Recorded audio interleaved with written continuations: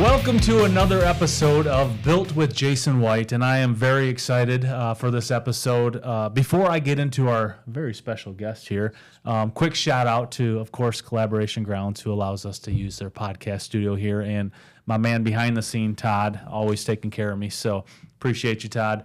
But my next guest is a longtime friend, real long time. We've traveled the world together. That's correct. We have traveled the world together.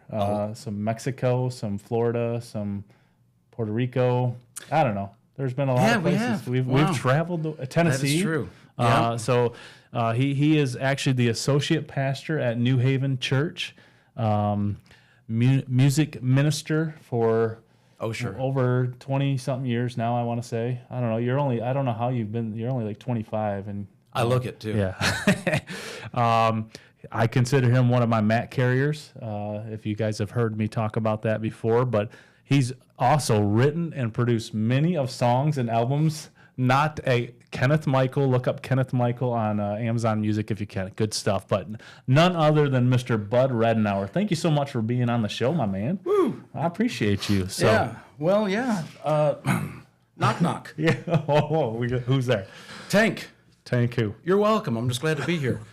And that is the kind of material you're going to get for the next 4 hours. This is going to be the long podcast version. Yeah. So we got the long episode. For those that are just joining us for the first time, again, this is Built with Jason White, and our goal is just forging strong men and family to lead with faith, build with purpose, and live with impact. But today we want to talk about a couple things. We're going to start out a little lighthearted. I got a new segment that I'm adding to the show called Fire Starters.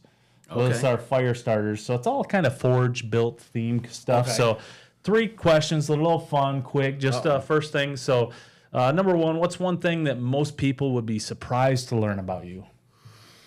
Oh, man, that's a good question, I guess. I don't know if they would be super surprised about much other than, you know what? I think they'd be surprised that... I don't know if I should say it because it'd be so surprising. As an associate pastor, we don't really talk about it much, but I like a good IPA. I like a good beer, and we don't talk about that at church a whole lot. Yeah, my wife would not be happy with me just saying that. But my guess is she's not going to listen to my podcast anyway. So she's an avid listener. So, all right, that's a good one. I like that. All right, if you weren't doing what you do today, what would you be doing? I would probably be either working at some sort of shop from 6 a.m. to 3 p.m. or I don't know. I'd like to think that I'd be doing some kind of public speaking, something like that where I don't know. I'm not equipped. I'm not built for anything else. I'm not built to do anything. Like, this is being able to speak publicly and sing and play music. It's kind of I'm not built for anything else. I'm good for nothing. I'm pretty sure that you literally just said you're not built for anything else and then listed off like 4 or 5 things that you're built for. So. I mean, I don't know. Like, I don't know about that. If the zombie apocalypse came, I would be taken as slave and made like the court gesture. Or I would just be one of the first to be. No, you could just make music for them, and then they would be distracted. So you know what? Actually, what's funny is that I don't want to hit the table. But what's funny is that I was just I was talking to your wife and daughter yesterday at service and talking about zombies. I said the worst ones, if your name is Brian, is you got to watch out for the dyslexic zombies because they only eat Brians. Oh my gosh. Okay. The worst jokes ever. So there you go. There you have it. Oh yeah. So not to mention that Bud and I have been bandmates for many of those 20-something years. I want to say probably it's been like 15 or something like that. I was going to bring that up. Yeah. So that's kind of cool that I got to be a part of something like that. So number 3, coffee or energy drink? Oh, coffee for sure. Yeah. Yeah, black coffee. I can't, because you're a man. Because I have hair on my chest. I can't do energy drinks. I've tried it, and then after 20 minutes, I crash. Yeah. I went to school in Louisville, and on the long drives before I didn't start drinking coffee till I was 32. And so when I was in my 20s going to school in Louisville, driving back and forth, I would stop and get a Monster or Red Bull or whatever. Yeah. I did that maybe twice. And after 20 minutes, I was just in Ohio, I was fading. And I just thought, I don't like energy drinks. I don't like, just black coffee. Because of the IPAs, I like the bitter. I like a good bitter black coffee, dark roast. Well, I started drinking coffee much earlier than that, but my coffee was, the kind of coffee when I first started drinking, I didn't like coffee, but you would put enough sugar in it that you'd have like the sugary cream mix at the end that you would just drink, and it'd just be like, almost like when you had bad cereal growing up, and you put a bunch of sugar, and then you just drink the bottom. You're scraping sugar off the bottom. It was great. So I drink coffee with much less sugar. Actually, no sugar now, so that's all right. Not black yet. I will drink it black, but. Oh, it's so easy too because it's so convenient. It's like, why do you like your coffee? I don't Just have. give it to maybe me. that's why I don't have hair on my chest. I don't drink it black. Yeah. That's the problem. So, all right. Well, there's a little glimpse into who Bud Rednower is. Oh, sure. So there you Oh, go. sure. Well, so let's get into some meat and potatoes now that we got to know Bud a little Which bit. is obviously what I like. Yeah. So, you have been associated with the church your whole life. Mm-hmm. You've been associated with one church your whole life. Because your father, For the most part, it has been the pastor of New Haven Church for 30, well, how long's it been now? New Haven for 42 years, 43 years, something like that. Okay. And then before that, he was in Texas, and before that, he was in Tennessee. Yeah. And so he's been preaching now. He's 70-something or other, and he's been preaching for over 55 years, Yeah. I think, something along those lines. He's been at New Haven for just over 40 years. And I've been a part of New Haven for my whole entire life until I went off to college for Bible school. Yeah. There in Louisville at the Southern Seminary, and then Louisville. dude, get it. You gotta Get say it right. Yeah. And then since we have two locations, around 2010, 2011, that was when we went and one of the locations needed more assistance than the other. Yep. And so it was just, let's go and make this our primary location to serve. Yes. And that was when you and your wife and your children, you stepped up and when I asked you, hey, I need some help, would you come help? And you did exactly that.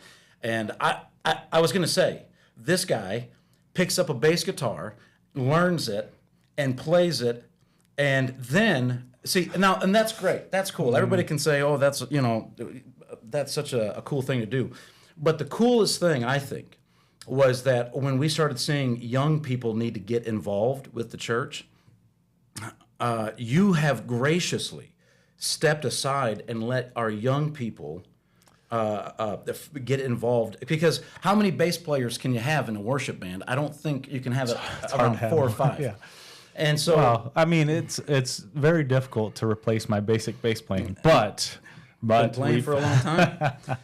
No, I was more than happy to let the young, and I told you, I said, listen, I thoroughly enjoy playing, I love it, but I also realize that I'm here if you need me, and there's other people that could use it in a way that's more beneficial than maybe I could in the moment. So, and I still stand by that. So I'm good. I'm still waiting to get my lead singing role. Yeah, there you go. I know we had to take his mic away. But that's a true story. By the way. It's true. But he's laughing, but that's a true story. Literally took my mic away. That's fine. We can I get just it. edit that out.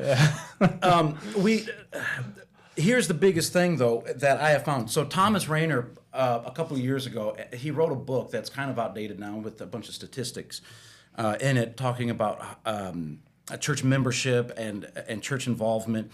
And one of the statistics that he gave was, which I think is still relevant today, I don't have the number, but statistically speaking, the young people, once they graduate high school, that is when they are most likely to drop out of church. Why do I need to go to my parents' social club, is what they ask. Yeah. And so his book called Essential Church by Tom Rainer. So like I said, it's a little outdated now, but one of the things he said was, in his book, which I think is true still today, is how do you keep these young people involved in church and make it clear to them that it is an important part of their lives as well as they are an important part of the church. And one of the biggest things that you can do is get them involved in some way so that they know that they are important to the overall function of the church.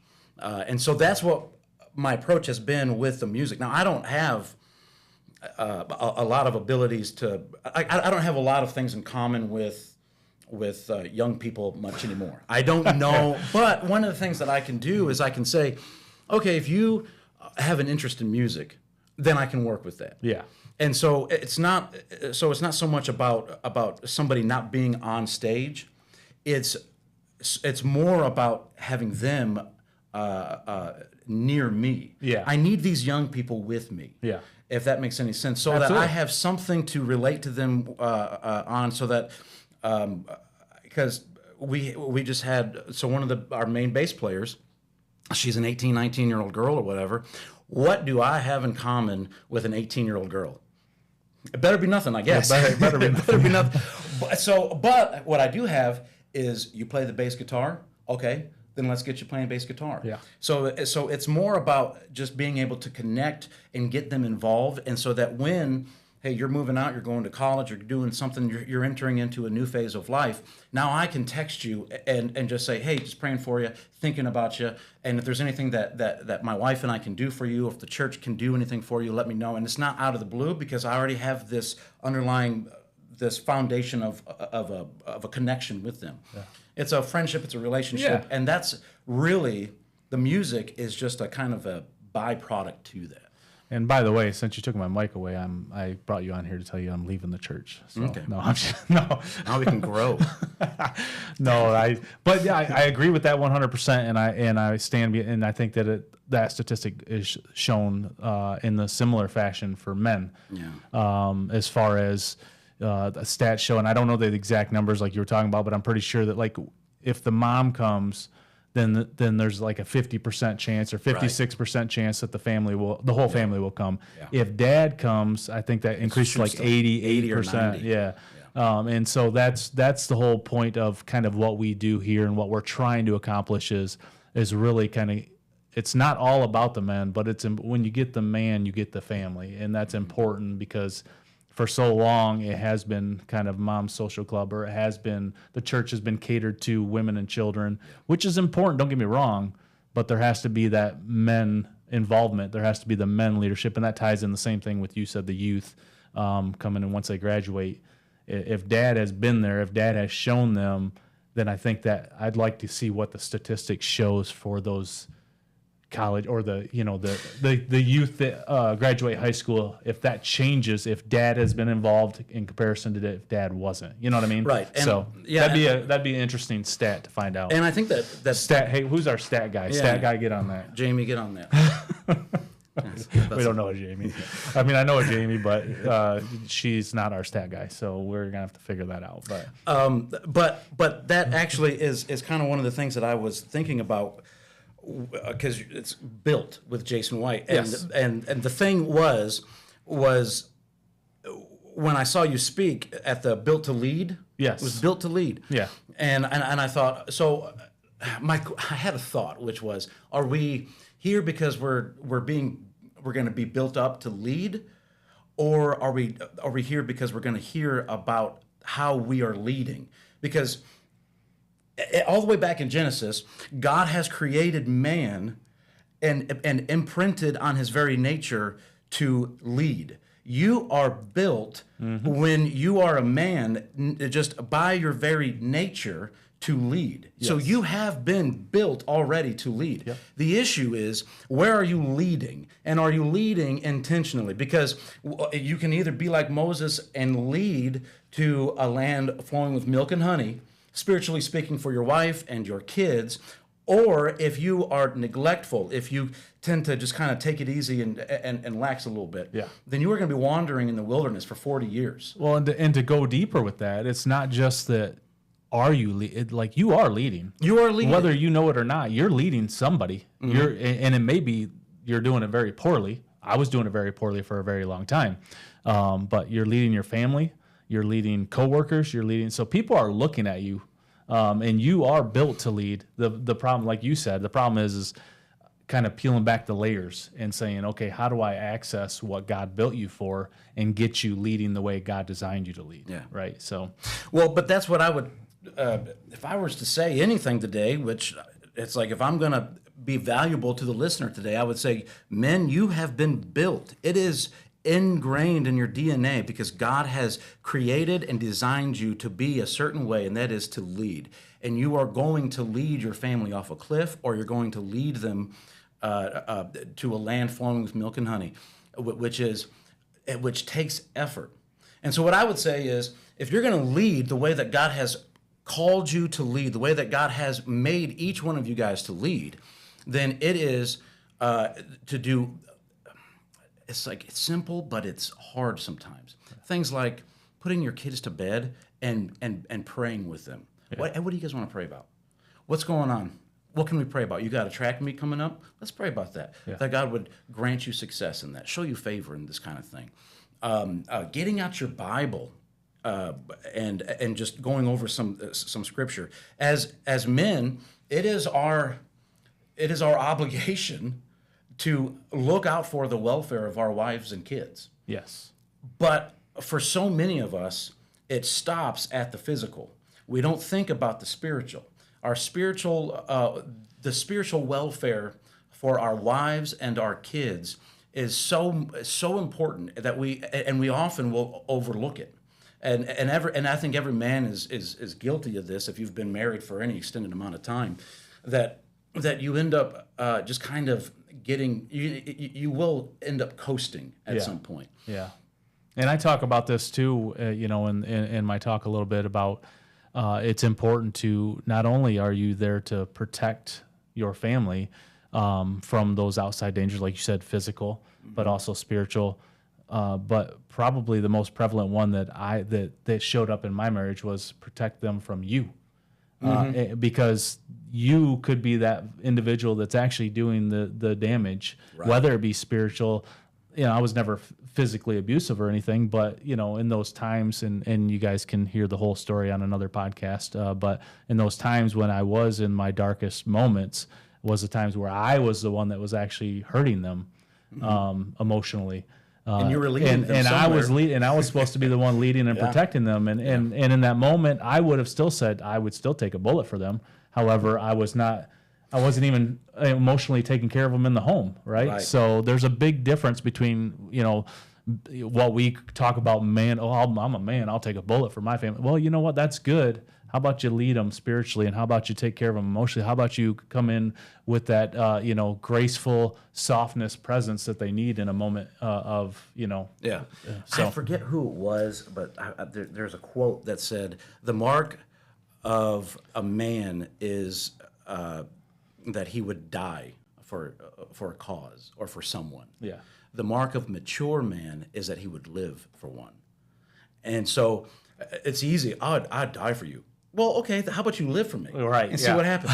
But everything that you're describing, I would do this or that, in some of the darkest times, that all flows down from a spiritual condition. Yes. I would not say that you were probably at that point then, if I had to guess, on fire for Jesus, pursuing Jesus that day. No. Yeah. And it's like, okay, we're all guilty of it. We all fall short of what God has called us to be at some point for our family. Right. But that is where really the whole church leadership comes into play, because as an associate pastor, people have asked me, about leading, what leadership would be like and what that looks like, some of the responsibilities and obligations, some of the duties that you have.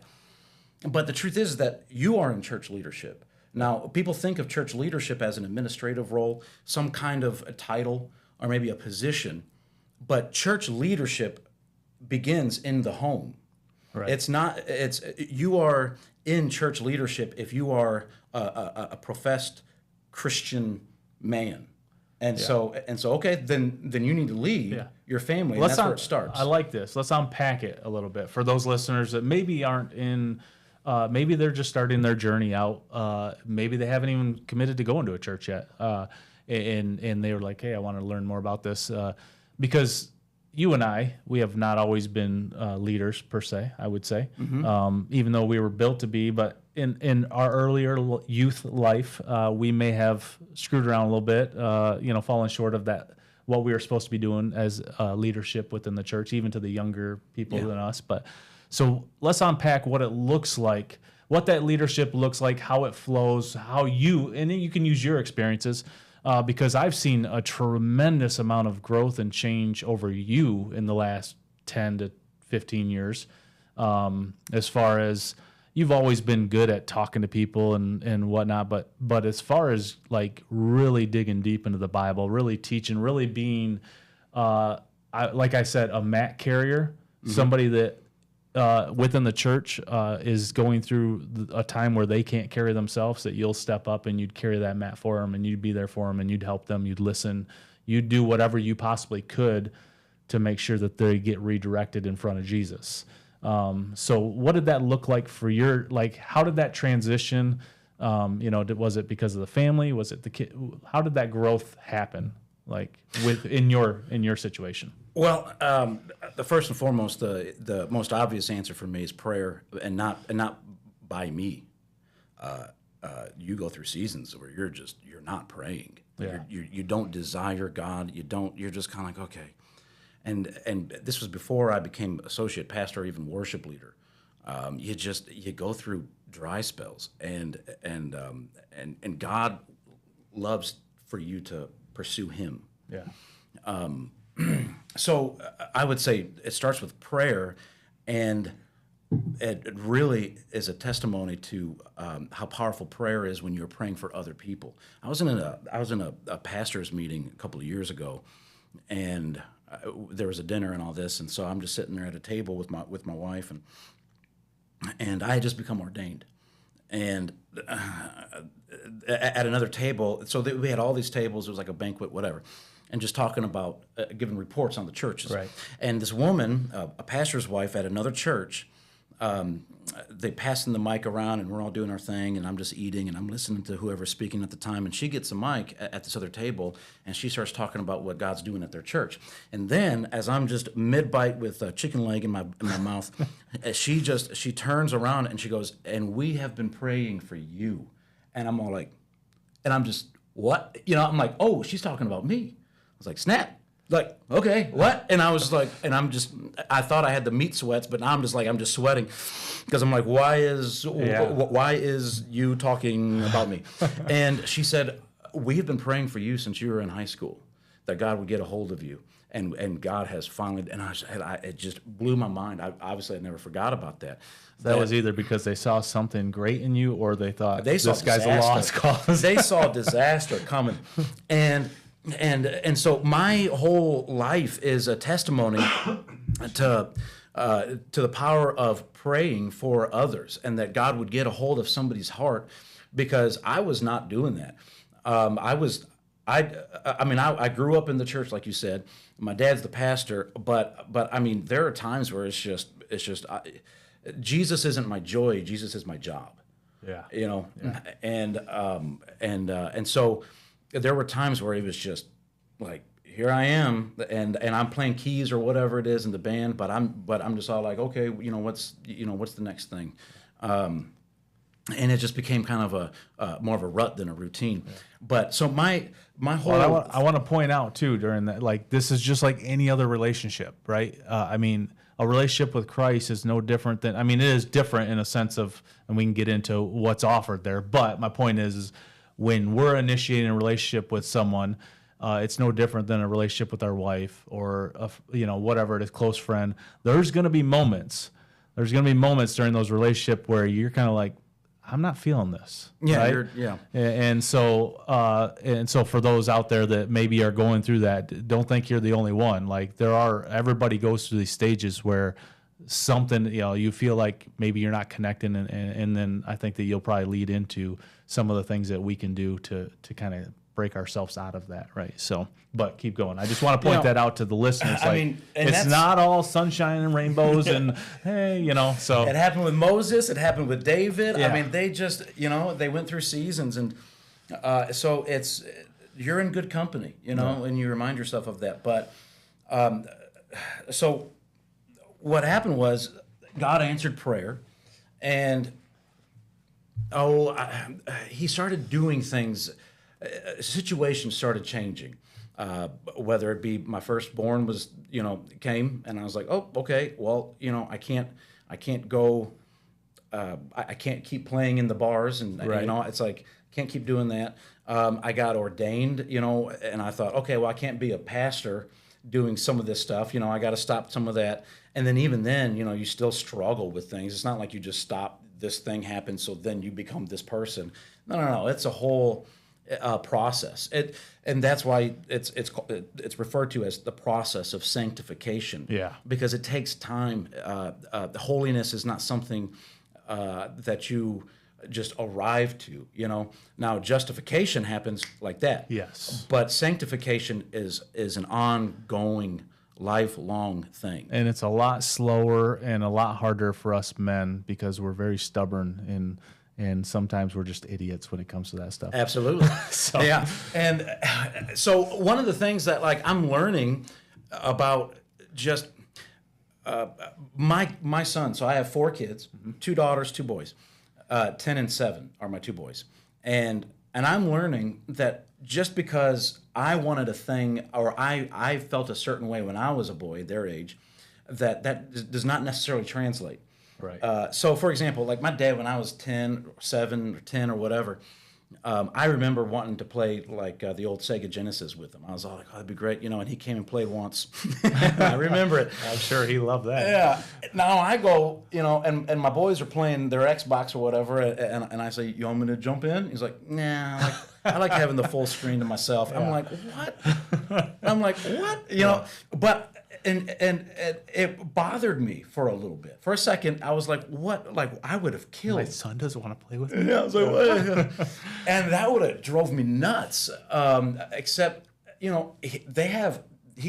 got brothers. Yeah. They're brothers. And they play all the time together. They wrestle. They got these big wrestling dummies. Yeah. And where maybe... And you did not have that. I did not have that. You had 2 older sisters and a younger sister. And yeah. So. And so I was always wanting, that kind of thing.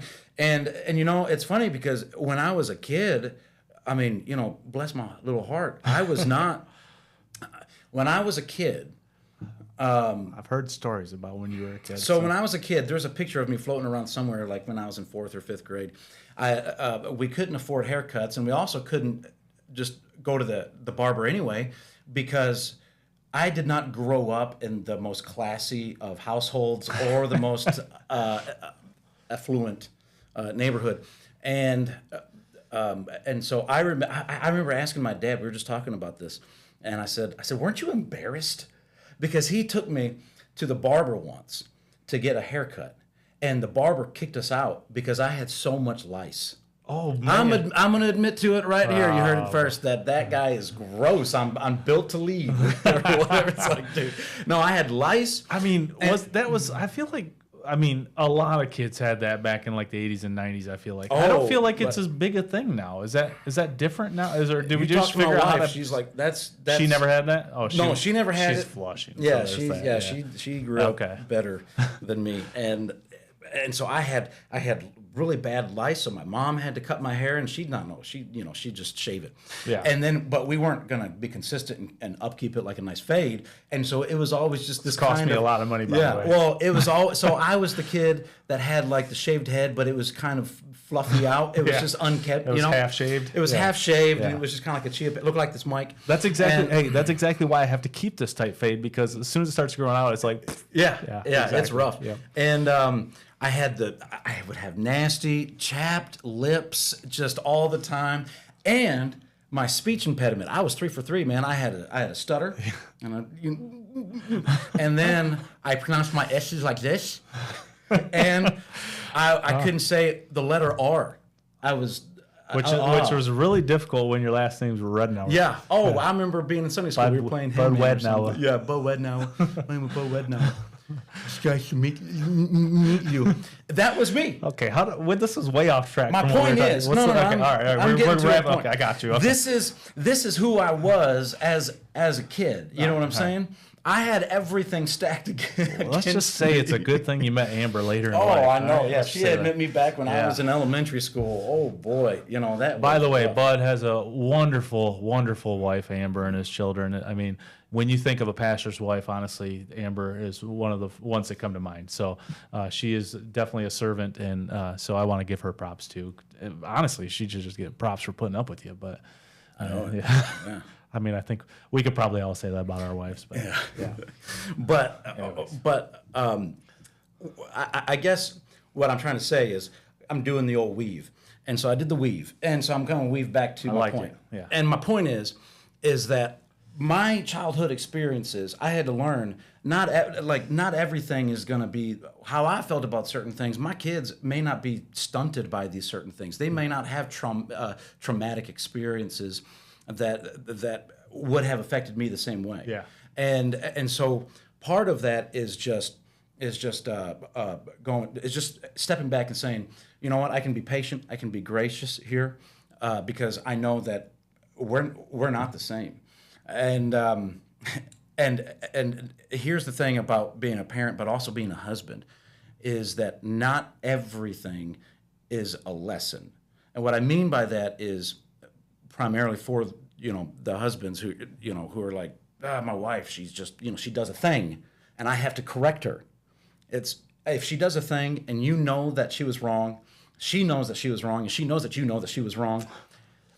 She'll never say that, but She'll never say it, just but- let it go. Yeah. But sometimes the best thing you can do is just move on. Yeah. And just not Agreed. everything is a lesson that needs to be taught. Yeah. And that is one of the hardest things that it is to do is just to say, okay, love, forgive, and Yeah. move on. Those three things. It's just because most men, and I think that I'm probably on point with this. Most men are fixers. Yeah. Like we're kind of just built to try to fix things, right? And I think that's something that I never learned growing up with my family and my household. The way all the things that I went through is, I honestly had no clue how to be a good father or probably a good husband. And so it took a long time. And there's still scars, especially with my kids, that have been created because of my failures as a father. But we've discussed them. I've apologized for things but the scars don't go away, right? It's forgiven, but there's still a little bit of things that linger on some of that stuff. So let me ask you real Yeah. quick: would you say, after being married for so long, that you are a better person now than you were before you got married? I would say absolutely yes, and I would That's hope the hope. And I would hope, but I would want to rely on that. I would want my wife and kids to say the same, But see, because I don't yeah. care what I think. I mean, I know what I want to be, right? But it doesn't really matter if I think I am. I can sit here and say I am, but I would want them to see that, and I think they would agree that I'm a complete different person than even probably 7 years ago. I would hope so. Yeah. I would hope that we're all moving forward in that process of sanctification, and really that is where you're leading them. You're leading them in that process. Yeah. Of being holy and more conformed to the image of Jesus. But Let me ask you a question. well, real quick, Okay. I was going to say the reason why it's funny because you would agree that your family, your wife and your kids are the standard of measurement. That's how you measure whether or not you are. And if you're listening and you're not married and you're still listening to me, then there's a reason why Martin Luther, the great reformer, said that marriage is the ultimate character builder. Yes. It really is, because what it does is it takes, and every time, so you get married, there's a little shred of you, a selfishness that gets shredded away. Yeah. And then you have your first kid, there's another little bit of selfishness that's gone. And so eventually you go from being a single, inwardly turned man to this selfless guy who just lives to raise the next generation and to love his wife as Christ loved At the least church. that's the goal. That's the goal. Otherwise, it doesn't work out as well. But yeah. That's So the goal. the question is, and because it's right on this point, I want to, and maybe you have an answer, maybe you don't. So for those because we've all been there, we've all failed, we've all probably screwed up our kids a little bit, just like we got screwed up by our parents a little bit. And that's just the way life goes. How do you approach that with your children? How do you feel like you approach that with your children in a way that is to teach them, while also being sympathetic and saying, listen, I realize I screwed up. I failed. This is like, what's a good, because you say not everything's a lesson, but I feel like that could be a great lesson for our children to hopefully maybe bypass some of the things that we did to them when they, Number one, I would say that now that I have 4 kids and I've been married for so long, I can look back and think, I can kind of stand a little bit outside and say, okay, there were some things that my dad and that my parents did that were good, and I want to pass that on. And there were some things I don't. You're right. And there were some things that I don't, and I love them. But there were some things that I'm thinking I don't want to be like that. Yeah. You know what I mean? And I had to break out of that. And I would bet every parent that is self-conscious or self-aware would say, good. Yeah, I don't want you to be like that either. Yeah, right? Yeah. So absolutely. So. And my dad would say, I know, I agree with that. Yeah, blah, blah, what else? And I mean, there's just little things like growing up. I remember when we first, because you're like, I was not ready. I was not a good dad or a husband or whatever when we first got married. It's like nobody was, because you've never done this before. Yeah. And that's why you have to have, that's why you got to walk with Jesus, because your heavenly Father has been a father long before you were ever born. Right. And so he knows what the right and wrong, the yes and no's. But anyway, my dad would agree. There are certain things, but like, for example, I'll just give you a small example that when I was a kid, I can't imagine ever having the remote to the TV when my dad was in the room. You know what I mean? And then him sitting and watching what I want to watch. Yeah.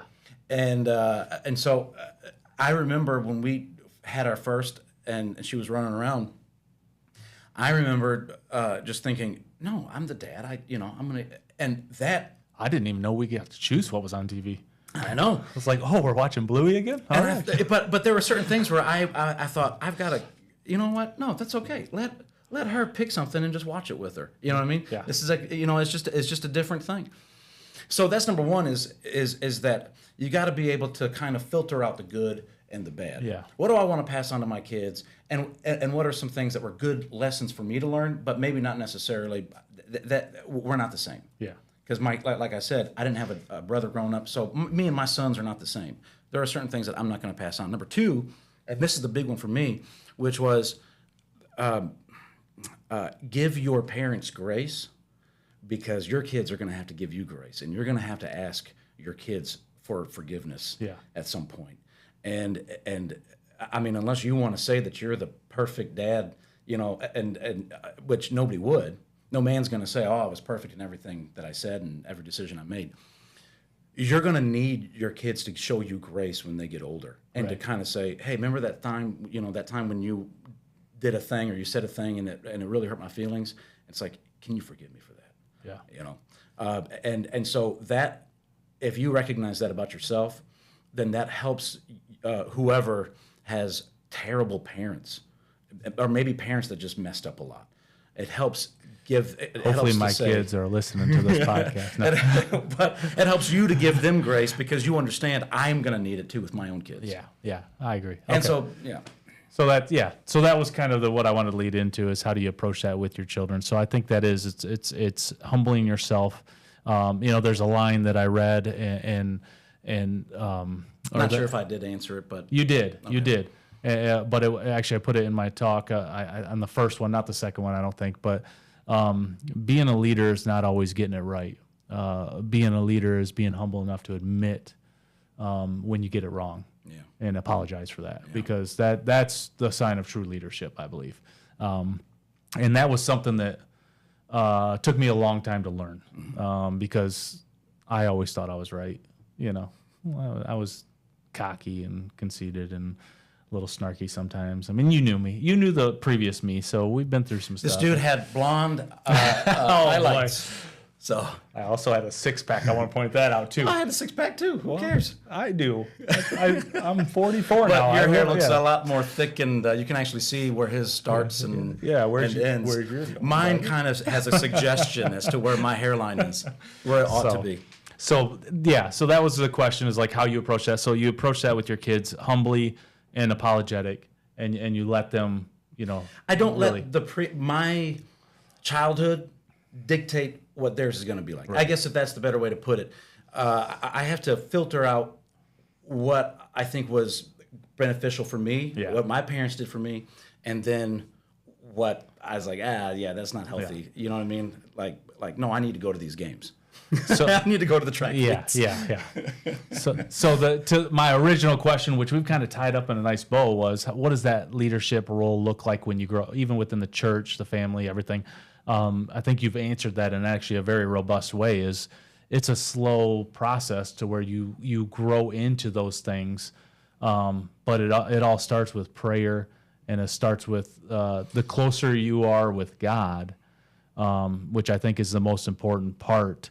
The closer you are with God and your relationship with God, the I don't want to say the better off you are, which you are better off, but I think the more you are able to actually accept growth within your spiritual life and your leadership life. Do you agree with that? Or yeah, I think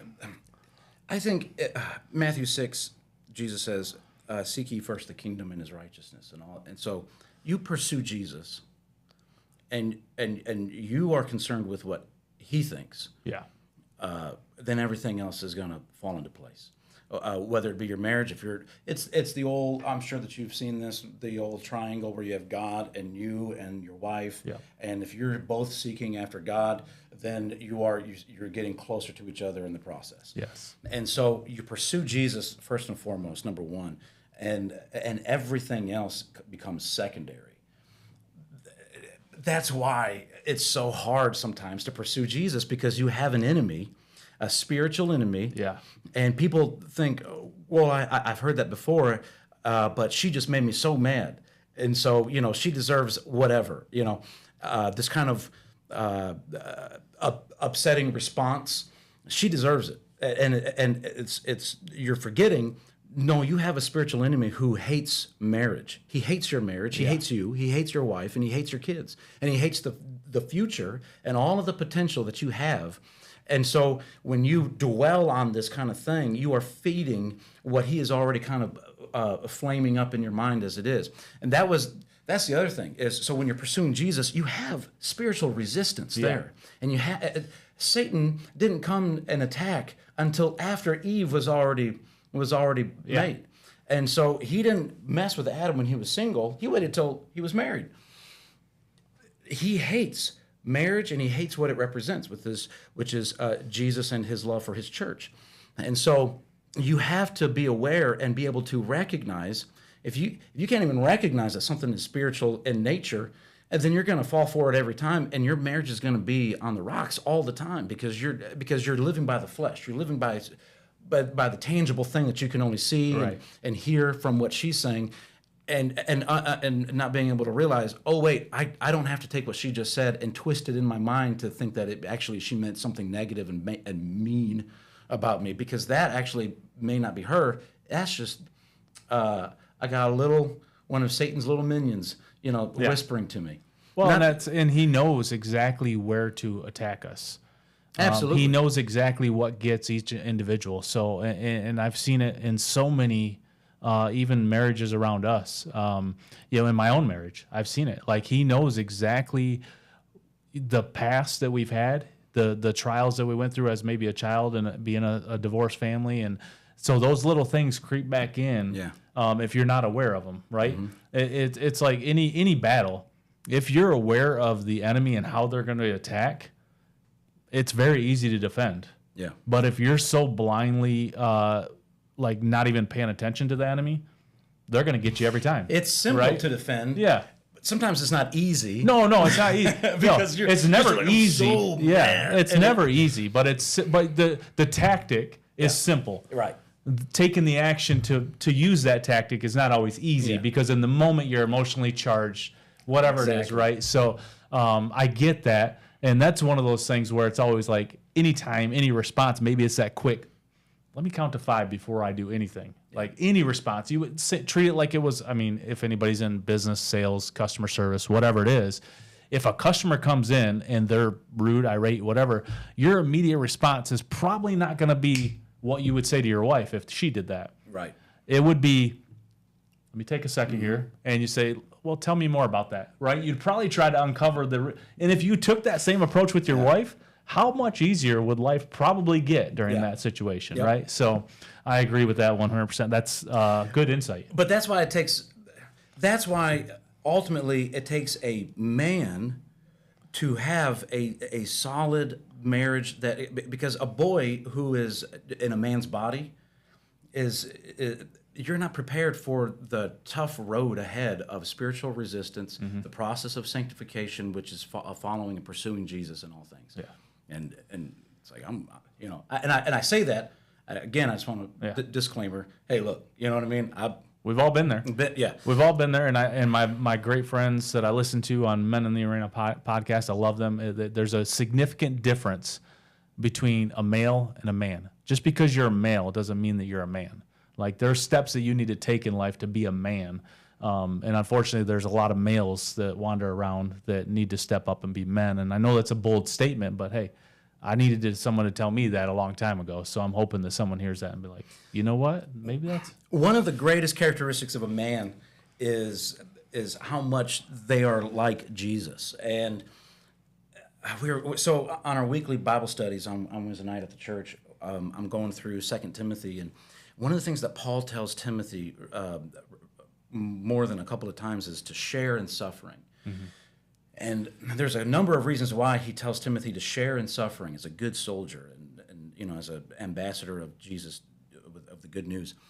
But one of the reasons why is because suffering for the sake of the gospel and for others, i.e. your wife or your kids, is one of the most direct ways to be more like Jesus. People say, I want to be like Jesus so much. And so they think, I'm going to be nice, and I'm not going to fly off the handle. If you want to be like Jesus, then be prepared to be insulted, to be spat on, and then turn around and go, you know what, I love you. Yep. It hurts. It didn't not hurt, but just, okay, and then you suffer. Yeah.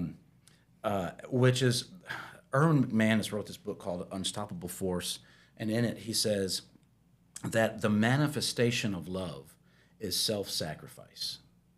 And that's where you have this idea in our culture of of manhood or manliness, where you have to be you have to be this sort of thing. But the mark of a true man is how much are you giving up and sacrificing of yourself for others, because you love your wife and you love your kids.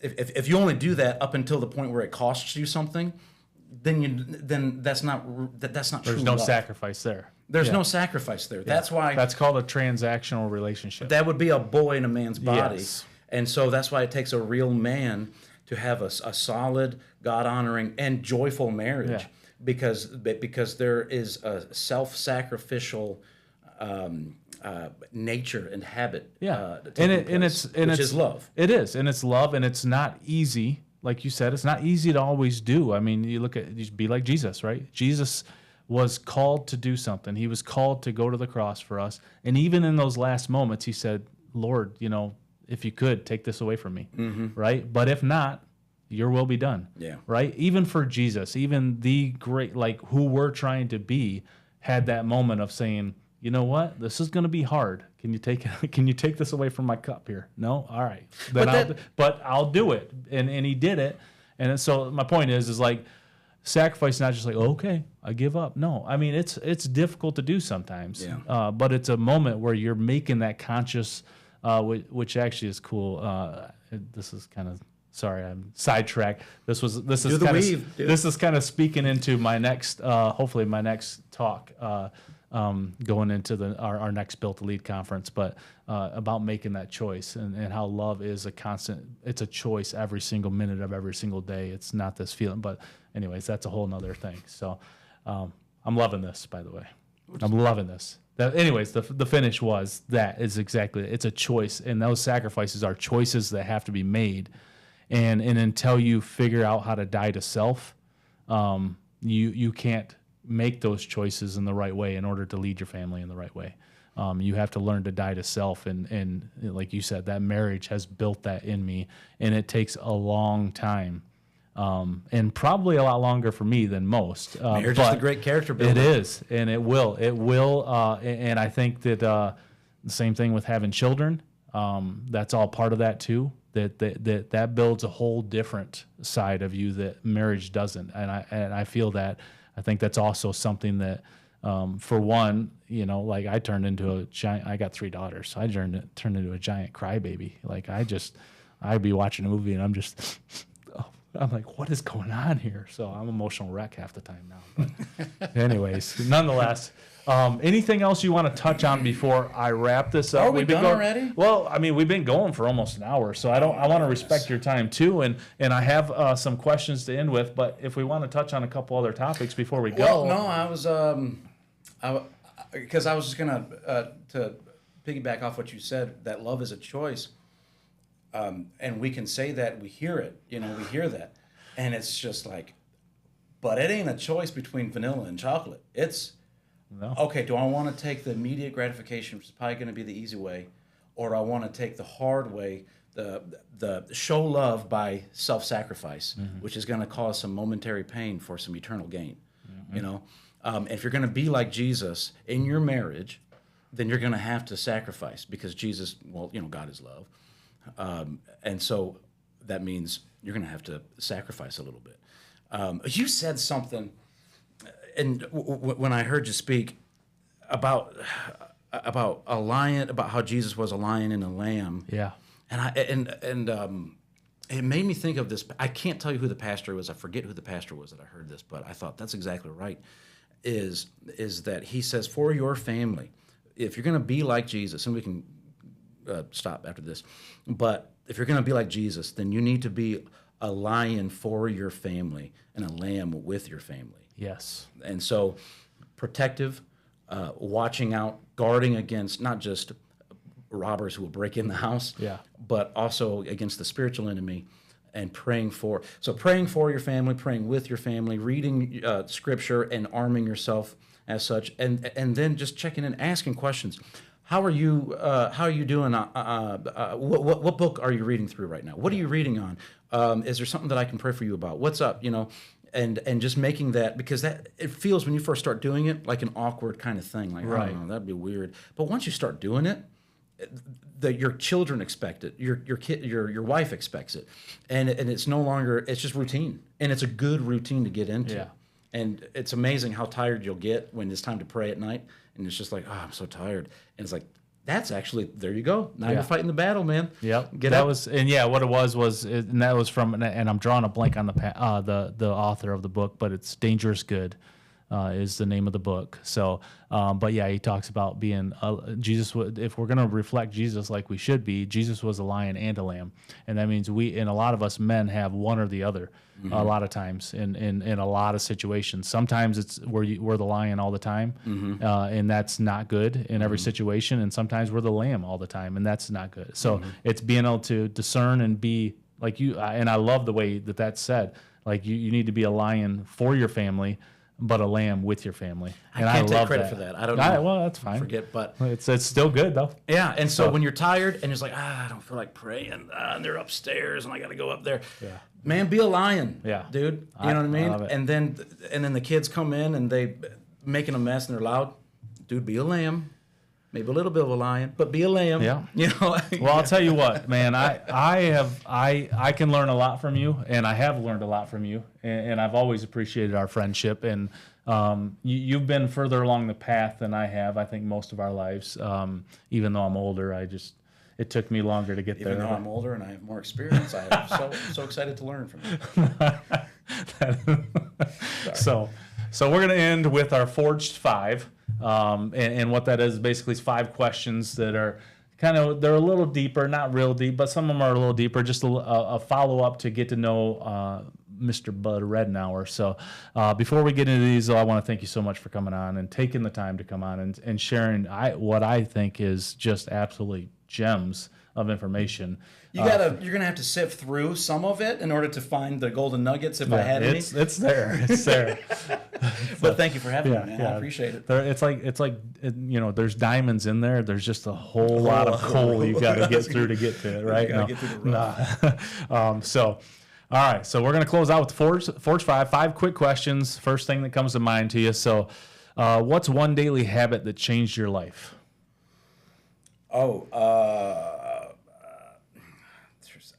I'm kind of in the middle of I'm trying to change some things. Okay. Yeah. I like that. That's good. Intermittent fasting right now. Okay. I'm trying that. Right. And actually, you know what's funny is that if I because for breakfast I'll just have black coffee and water. Yeah. And then for lunch, I'm just kind of skipping lunch. And about 2-3 o'clock, I have so much energy. When I used to eat a sandwich or a big sandwich. I've seen you in your intermittent fasting days back in the day, and or your cheat days that you had. Yeah, on my cheat days. Yeah. They were.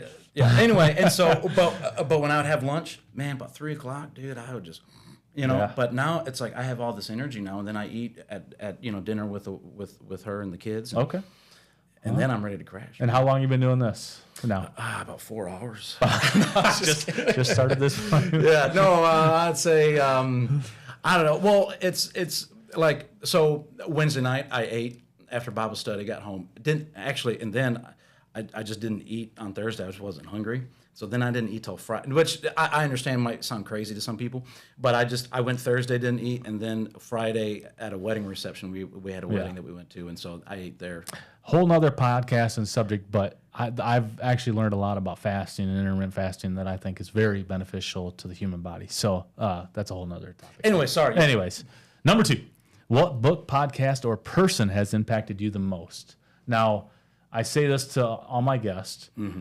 Jesus and the Bible are out. We know that's the gold, right? That's our gem, and as Christians, that should be. So outside of that, that's not to diminish that by any means. That's like saying for all you are Michael Jordan, right? Mm-hmm. But then below that, right? So don't name any of those. Give me a book, okay? Yeah. So book, podcast, or person that has impacted you the most. There's a couple. Can I just name a couple of them? Absolutely. Okay. There's a book called How to Pray by Ronnie Floyd. I would recommend it if anybody's just like, I don't know how to pray. You got to get this book. It's an older book, but it's still very relevant. All the information is still solid. Ronnie Floyd's book, How to Pray. Then there's a book by the author. Okay, well, anyway, kind of ran into a couple of things, but that doesn't make the truth in his book any less true. Yeah, we're not the man, the information in the book. The information. Okay, there you go. Pastor Robert Morris has this book called The Blessed Life, which taught me the importance of tithing, and then for a husband and a dad, how can I trust a man who's going to date my daughter with true riches if he can't even trust God with earthly riches? You can't trust a man that's going to date your daughter. You can't trust him at all. Ever. And so there was that tithing. So How to Pray by Ronnie Floyd, Robert Morris, The Blessed Life. Okay. And another one by Robert Morris called The God I Never Knew, which is really, there's not all chapters are solid, but for the most part, the information is solid. And it's a deep dive into the Holy Spirit, and just starts out superficial and then gets a little deep. I'll give you an example real quick. From The God I Never Knew, he points out that the Holy Spirit, most Christians will just refer to him as as just this force. Oh, God, let your Holy Spirit, fill this service today. We want to feel it. We want to feel it, and your Holy Spirit being, what? And it's like, no. The Holy Spirit is just as much God as the Father. Living, and he has a will, and he can grieve him, and all of it. Anyway, those 3 books: How to Pray, The God I Never Knew, and I like that. The Tithing. I'm gonna have you on again in like a year, and then hopefully like built with Jason White will be like the podcast that impacted you the most, right? So we're gonna.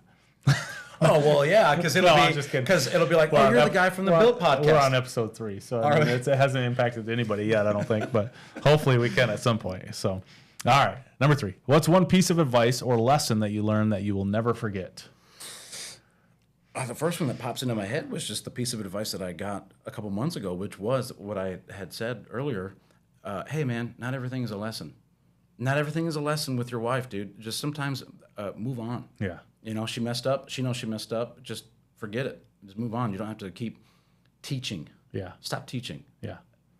I'm gonna take that one. That's a good one. I'm gonna take. I am learning that. I'm getting there. I'm getting better. Hopefully, Amber would say I'm getting better, but I'm sure there's still moments where I'm like, why don't you just do this? Wait, so your wife's name is Amber? Yeah, believe that or not. My wife's name is Amber. Yeah, they're the same person. No. Wait. And their birthdays on the same day. On November 2nd? Yeah, yeah. When are we both going to acknowledge that we're married to the same woman? I think there is 1 year difference. So Yeah, there's 1 year difference, but that is funny. All right, this is kind of a fun one. What is your favorite movie and why? Ooh, okay, I don't know if I can say it. Because the language is not great. Well, I mean, this is adult podcast. That's true. This is a man podcast. This is a man podcast. Okay, It's fine. one of the obviously, I'm sure that somebody else is going to say Shawshank Redemption, and that's a great one. fantastic. Braveheart's great. Yes. But one of the most, I like westerns. Okay. My wife not so much. And I mean, and most anybody under the age of 70 doesn't. But I mean, yeah, there you go. No, I'm just kidding. I like not well the newer ones, and I'm not a big Tarantino guy. Okay. But one of my most rewatchable movies, I'll say it right here on the podcast, is Django Unchained. I think that movie is. There's a scene in there that's very funny too. But if you're looking for a western, I would also recommend this movie called Old Henry. It's very good. I think the greatest of all time would have to be Tombstone. Oh yeah, Tombstone's a classic. I mean, that is absolutely the greatest. Well, when you said, "Hey, you want to come on the podcast?" I said, "I'm your Huckleberry." He did not say that, but it would have been great if he did. Cool. It would have been great. All right, last one. If you could have coffee with one person, dead or alive, who would it be and why? Same principle applies as the book podcast. So, I don't know, because I'd be afraid that they would just turn me down. They would just be like, all right, let's just say you couldn't get turned down there, Mr. I'm afraid of rejection. I don't know. This is going to be off the wall. The first person that pops into my head, and people are going to roll their eyes at me because it's if I had to think about it, knowing that I'm on the clock, so I can't think about it. You can't. No. Okay, off the top of my head, Scott Hall, Razor Ramon. I don't know. Like I've always. Would you walk in and be like, too sweet? No, I'd walk in just doing this, and I'd my toothpick. Yeah.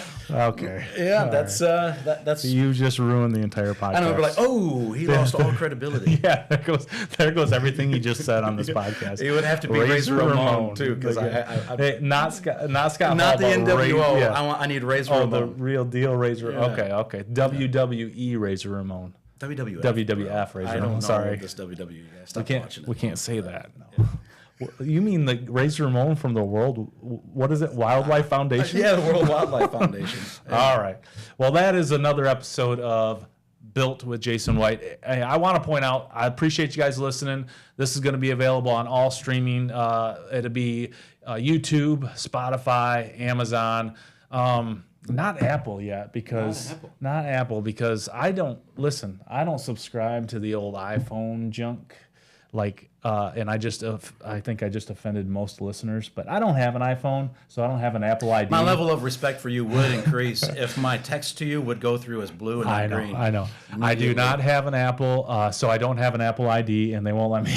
They won't let me put my podcast on there with Apple. So I'm working on that, but whatever. It's on Spotify. Everybody can get Spotify for free. I'd appreciate it if you guys would subscribe, like, share with a friend, someone that can. Let's get this the crowd built so that we can reach other people and we can really hopefully make an impact in our local community here. So, thank you, and as always, you're built for this.